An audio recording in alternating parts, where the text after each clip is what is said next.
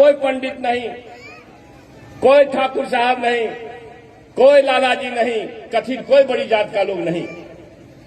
हिंदुस्तान भारत का पहला व्यक्ति अपनी पढ़ाई किस परिस्थिति में, माता पिता के 13 संतान में से एक थे ना, 14 में से एक, माता पिता के 14 संतान में से 14वां लास्ट, समझ लीजिए 14वां संतानों में से एक हम लोगों को दूगो पारने लगता है। और जो ज्ञान प्रभु ने, परमात्मा ने उनके अंदर दिया कि भारत का पहला व्यक्ति हुआ जो कोलंबिया विश्वविद्यालय जाकर के अपने उच्च स्तर की पढ़ाई किए। London school of economics, London school के में आसपास के सबसे बड़ी अच्छी पढ़ाई जहां होती है, वहां से भी पीएचडी किए, पता नहीं कितना विषय को पढ़े। और जब देश में आए, स्वाधीनता आंदोलन चल रहा था, स्वाधीनता की लड़ाई लड़ने वाले हमारे पुरखे जो भी रहे, चाहे गांधी जी हो, राजेंद्र प्रसाद हो, जो कोई भी हो, उन लोगों ने महसूस किया कि बिना डॉक्टर साहब अम्बेडकर के ज्ञान का इस देश को आजाद नहीं कराया जा सकता। और फिर उनका सम्मान पूर्वक बुलाया, उनके ज्ञान का प्रयोग किया। भारत के किसी माँ के लाल को यह हैसियत नहीं थी कि संविधान के ड्राफ्ट कमीशन को कन्वेन करता, और संविधान के ड्राफ्ट कमीशन जो ड्राफ्ट हुआ उसको, उसके संयोजक उनको बनाया गया। और आज हम, चाहे डॉक्टर जवाहर पासवान, चाहे महेश्वर पासवान जी बोल के चले गए, चाहे प्राणेश जी बोल के जाएंगे, या बोले भी हैं आपके सामने, जो कोई भी लोग इस हैसियत में हैं तो डॉक्टर भीमराव अम्बेडकर के उसी संविधान के चलते हैं, किसी तुलसीदास जी के रामायण के चलते नहीं। पूज्य विप्रशील गुणहीना न शूद्र ज्ञान परवीना। आप समझ लीजिए, इससे ज्यादा अगर इसी को खाली समझ लीजिएगा कि यह बाबा साहब अम्बेडकर ने नहीं लिखा, तो किसने लिखा? आप लोगों में से कोई बताइए, क्या जवाहर पासवान के पुरखा लिखे, क्या चंद्रशेखर कुमार के पुरखा लिखे, या प्राणेश जी के पुरखा लिखे?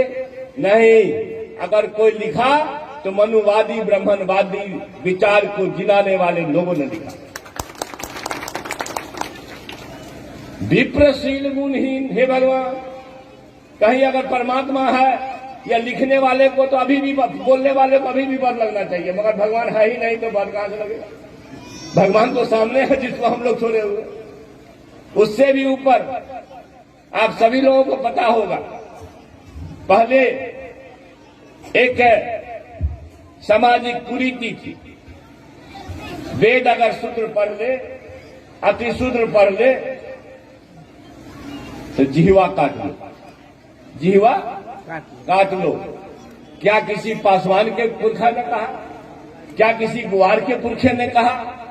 किसने कहा? आप भी बोलो भाई, किसने कहा? वेद पढ़ ले तो जिह्वा काट लो, सुन ले तो कान में शीशा डाल दो, पिघला गरम शीशा। किसने कहा? मनुवादियों ने कहा, पंडितों ने कहा, ब्राह्मणवादियों ने कहा, ब्राह्मणों ने कहा। आपके बच्चों, आपके पुरखों ने नहीं कहा। जी काटने की बात हजारों साल पहले कानून बना के उनके पुरखे गए, जिसको मनुस्मृति कहा जाता है। उसी मनुस्मृति का दहन अम्बेडकर साहब किए थे।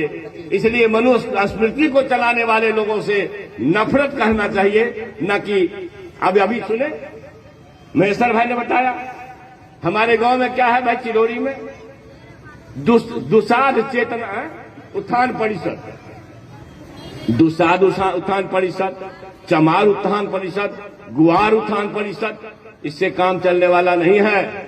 समूचे दलितों का उत्थान हो, इसकी अगर कोशिश आप नहीं करेंगे तो आप दफन हो जाएंगे इतिहास में।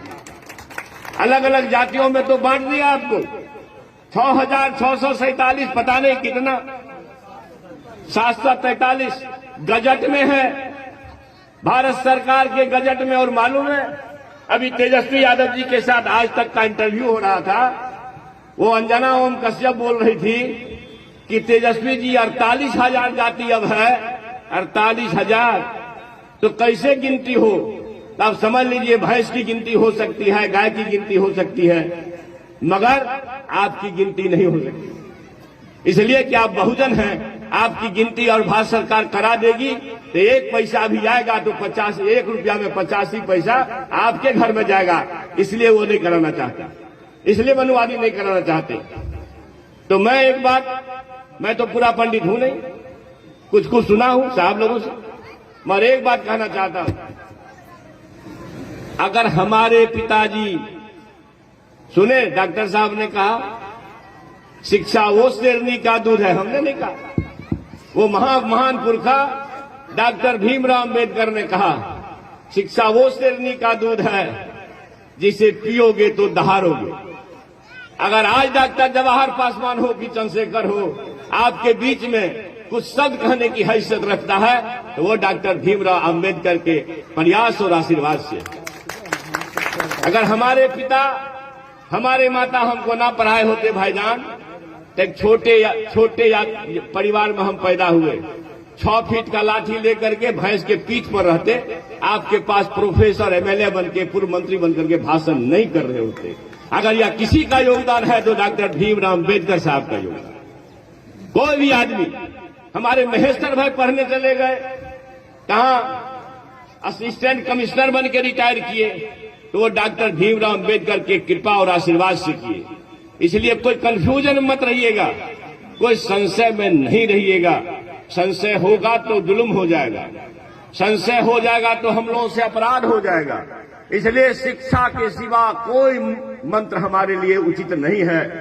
अगर एक किताब कोई धर्म ग्रंथ हो हमारे घर में भाईजान, तो बाबा साहब अम्बेडकर का लिखा वो संविधान रखना, क्योंकि वो संविधान नहीं रहता हम लोग कुर्सी छोड़िए चटाई पर बैठने लायक भी नहीं थे, कुर्सी छोड़िए चटाई पर बैठने लायक भी नहीं थे।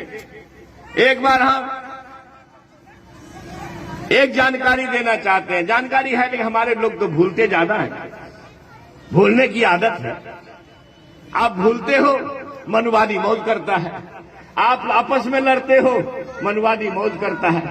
आप एक चीज बताइए, ये भारत, बगल में नेपाल, एक हुआ जो कुकृत्य का अभिशाप का हम लोग ढो रहे हैं, यह 3 देश ही ऐसा है जिसमें इन जातियों का नाम इस तरह से लोग जानता है। दुनिया के सैकड़ों देश हैं, चीन है, जापान है, अमेरिका है, लंदन है, रूस है, दुनिया के सैकड़ों देश, 3 देश को छोड़ करके कहीं इस जाति का नामो निशान नहीं है। इसका मतलब अगर परमात्मा ने, प्रभु ने बीज लगाया होता तो हिंदुस्तान में ही नहीं लगाता, नेपाल में ही नहीं लगाता, मॉरिशस में ही नहीं लगाता, इन जातियों के बीज को पूरे दुनिया में फैलाता। मगर क्या कारण है भाई कि इन 3 कथित हिंदू देश, प्रभावित देश में ही जातियों का इसलिए प्रादुर्भाव हुआ कि पंडितों को, मनुवादियों को, ब्राह्मणवादियों को ये कहना था कि जब तक आपस में लड़ोगे नहीं तब तक अपना मौज होगा नहीं। आपस में लड़िए, जाति जाति के बीच दुसाद उठान, गुआर उठान, चमार उठान, बनिया उठान, मुसहर उठान, तो सब ब्राह्मणे का उत्थान होगा, हम लोग का तो होने से रहा। इस बात को समझने में कोई दिक्कत? समझ गए आप लोग तो हाथ उठाइएगा। ठीक है, धन्यवाद। तो मैं कहना चाहता हूं, जब जब ये अछूतों के बीच, शूद्रों के बीच में महापुरुष पैदा हुआ है, तब तक उनको मारने की साजिश हुई। अंबेडकर साहब को किस साजिश के तहत मात्र 63-64 वर्ष की उम्र में मारा गया?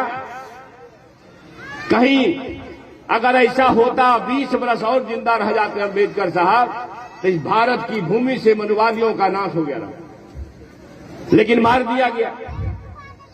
छोड़िए, हमारे बिहार में एक क्रांतिकारी पैदा हुए, मनुवादियों के आतंक से प्रभावित होकर के जुल्म के खिलाफ लड़ने वाला आदमी, शायद मैं मानूं तो बिहार में उससे बड़ा क्रांतिकारी कोई नहीं हुआ।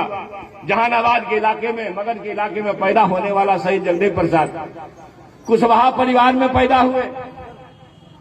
मनुवादियों के जो रोज के अत्याचार इतना होता था, आज हाजीपुर में भी एक कत्ल हुआ, बलात्कार किया, हमारे दलित के बच्ची के साथ उसका कत्ल कर दिया गया। सामूहिक बलात्कार के बाद हंगामा चल रहा है।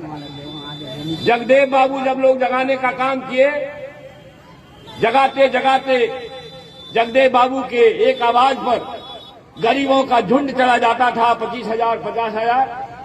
उस जगदेव बाबू को इन मनुवादियों ने गोली मरवाया, पुलिस अधिकारी से गोली मरवाया। ज्यादा दिन की बात नहीं है, मुश्किल से 40 वर्ष पहले 50 वर्ष पहले गोली मरवाया। और मरते हुए जगदेव बाबू हमारे महान पुरखा जब प्यास लगी पानी मांगे तो उनको पेशाब पिलाया मनुवादियों ने। धिक्कार है आपको, आप कुर्सी पर बैठे हो, अपने पुरखों को जानने का कोशिश भी नहीं करते हो भाईजान। इसलिए उतना ही नहीं, आप आज की तारीख में ले लो भाई, एक कत्ल नहीं हुआ है। विश्व के इतिहास में सुकरात गरीबों को जगाने का कोशिश किए तो सुकरात को भी इस तरह के लोगों ने जहर दिया। ईसा मसीह जी जगाने का कोशिश किए, ईसा मसीह को भी सूली पर चढ़ाया गया। और लालू यादव जी, भैंस चराने वालों, बकरी चराने वालों, चूहा पकड़ने वालों, सुअर चराने वालों, घोंघा सितुआ चुनने वालों, पढ़ना लिखना सीखो। जब गरीबों को जगाने का काम किया तो जेल में बंद है, जेल में बंद है, गलती से मरने काल में लगता है जेल से निकाला है कि कहीं कहीं कहीं क्रांति न हो जाए। आप समझिए, लालू यादव जी अशूद्र के बेटा हैं तो वो जेल में रहेंगे। माफ करिएगा, मर गए पंडित जगन्नाथ मिश्र, 9 साल उनके जमाने में लूट हुआ। लालू प्रसाद तो फिर भी मुकदमा करवाए, सीबीआई को दिए और वो जेल भोगते रहे। मगर पंडित का बेटा जगन्नाथ मिश्र जेल से बाहर बेल पर आ गए। इसलिए आपके पास ये बात छोड़ता हूं कि जब जब हमारे बीच से कोई महापुरुष हुआ है, उनको कभी जहर दिया गया, कभी सूली पर चढ़ा गया, कभी गोली मार दी गई, रोज मारा जा रहा है। इसलिए आप सभी लोगों से कहना चाहता हूं कि पूजिए विप्रशील गुणहीना, ना शूद्र ज्ञान परवीना। वेद वेदांत को पढ़ोगे तो जिह्वा काट लेंगे, सुनोगे तो कान में शीशा डाल देंगे। हमारे माझी साहब, अभी ना माझी साहब को जी काटने का फतवा हुआ कि नहीं? क्यों हुआ? आज के तारीख में भी जो उनका मनवादियों का पुरखा हमको सिखाते रहा है, हमारे साथ जो अत्याचार किया है, उसका बेटा भी आज के दिन में भी हमारे शानदार माजी साहब, या चाहे हो कि हमारे पुरखे और भी कोई हो, चाहे हमारे हमदर्द लालू प्रसाद जी हो, उनको जिह्वा काटने की बात, जेल में डालने की बात, और थोड़ा सा भी अगर किसी में लगता है कि भविष्य में ये नायक हो सकता है तो लालू यादव के बेटा तेजस्वी यादव पर 1 दर्जन से ज्यादा मुकदमा। अमित शाह के बेटा जय शाह पर नहीं होगा, मगर लालू का बेटा, शूद्र का बेटा है तो इस पर मुकदमा होगा। क्योंकि या तो भाई जगा लेगा लोग को। आपके चेतना पर छोड़ता हूं, प्रबोधन कार्यक्रम चलेगा, एक से एक वक्ता आपके गांव में आएंगे। मैं साधुवाद करता हूं बहन मोनिका का, बहन रजनी बौद्ध का, इतना दूर से आपके गांव में आए हैं। और आपका गांव एक माने में ऐतिहासिक है कि बिहार में इस ढंग का कार्यक्रम पहली बार किसी गांव में हो रहा है तो चिरौरी के ऐतिहासिक धरती पर हो रहा है। इसलिए बहुत बहुत साधुवाद संयोजक महोदय प्राणेश जी को, सभी लोगों को। मैं इसके साथ कि जरा अपनी चेतना को खोलना है। आज के तारीख में कितना दिन हुआ? 2014 में मांझी साहब मुख्यमंत्री थे 15 में, 14 और 15 में मांझी साहब मुख्यमंत्री थे। मधुबनी के एक भगवती मंदिर में पूजा अर्चना करने गए मुख्यमंत्री होकर के मित्रों, और जब पूजा करके निकले तो मनुवादियों ने गंगा जल से मंदिर को धोया, इसलिए कि वहां पवित्र हो गया। अगर हमारे अंदर चेतना होती तो उसी दिन आग लग जाता इस देश में। मगर हम तो जुल्म सहने के आदी हैं। हमारी बहनें आई है आपको जुल्म से ऊपर करने के लिए, आपकी चेतना को जागृत करने के लिए।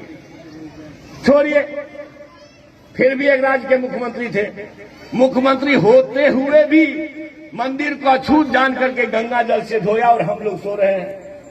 राष्ट्रपति कौन है अभी? रामनाथ कोविंद। कौन है? रामनाथ कोविंद। कोविंद जी राष्ट्रपति। देश के राष्ट्रपति जगन्नाथपुरी मंदिर में गए थे सौपत्नी पूजा करने। माफ करना, अगर भगवान बुद्ध को समझोगे, बाबा साहब को समझोगे तो किसी मंदिर में माथा टेकने नहीं जाओगे।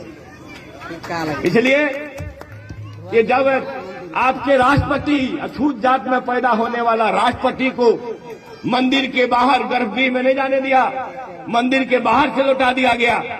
और हम सोशल मीडिया पर देखे थे राष्ट्रपति भवन से सब लोगों को शोकॉज इशू हुआ है। अगर हमारे अंदर चेतना होता तो दलित के बेटा राष्ट्रपति है मगर मंदिर में घुसने की इजाजत उसको नहीं है। इसलिए हे 85% लोगों, याद रखना, अगर तुम जग जाओगे तो एक सुई के तिनका बराबर भी मनुवादियों को जगह नहीं मिलेगा। जय भीम, जय भारत, इनकलाब जिंदाबाद।